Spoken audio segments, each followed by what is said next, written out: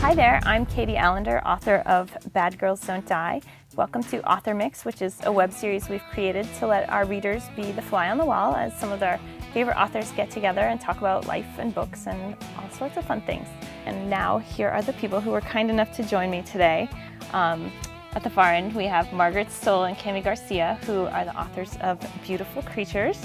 We have Melissa De La Cruz, who's the author of the Blue Blood series, and Cecil Castellucci, whose most recent book is Beige, but she has like hundreds of books. When I did the Blue Blood series, I wanted to do a really big series, so I kind of did a massive outline for a lot of books.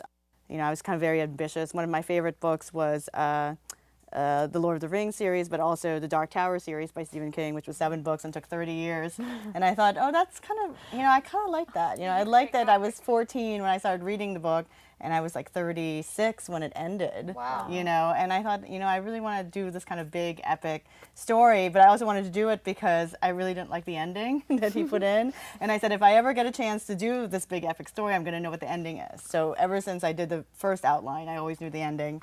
And kind of I knew what each book has to do in the series. And I used to tell people how many books I had in mind, but I don't anymore because I find I get in trouble. Like, people have these kind of presumptuous, like, oh my God, that number, or oh no, that, you know. So I just don't say. It's just something that's in my mind, but it's something that I'm keeping to. So I do the outline, and I do the characters. And then I, you know, it's, at this point, it's kind of, you know, I don't know how it is with you guys, like if it gets easier, Cecil, after 9 books, does it get easier? I feel like every time it's still hard, right? It's totally. just like, you know, and it's embarrassing when, you know, people ask you, well, how many books have you written? And, you know, I wrote a lot of series books that came out, you know, every 3 months, so the number is high. You know, I've written 16 novels, and they're like, 16, you know, oh my God, you know. Hopefully it'll get easier, but it never does, and each book is different. No, I always am, like, my friend laughs at me because, like, every single time I get to a certain point in a novel, I'm like, you know what? It's the worst book I've ever written. Over. It's horrible. It's stupid. Everyone's going to laugh at me. It's, like, terrible. And then my friend laughs at me, or my editor laughs at me, Carol LaRoe, and she would laugh and she'd be like, remember how you were at this part last time at the exact same, you know? What page is it?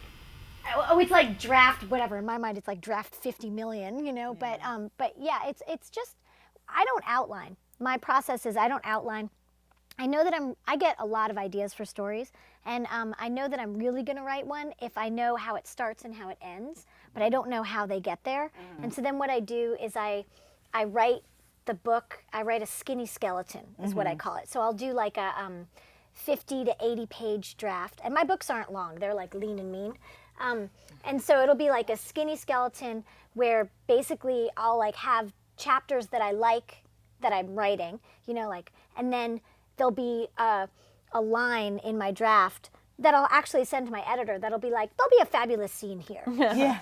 Something fantastic will happen at this moment. TK. Yeah. I have a magazine. And then what I do is I start shifting everything around, and then I sort of get like a skeleton, and then it's complete, and then I feel really strong about it. So even though it's pretty embryonic in a way, I'm strong enough with the story that I can have a conversation with my editor and be like, yes, I think that's a good note. No, I don't think this is a good note. Yeah, I totally agree. Something that fantastic needs to happen at that moment is this thing that you just said or whatever. And then I go and I fatten up the baby. But I never know how it's going to like turn out. And usually what happens is that the end of the book, I never quite make it to the exact end that I think. It's always like, it's just to the side of what, you know, it's like, I think that it's going to go here, but really it just goes right there.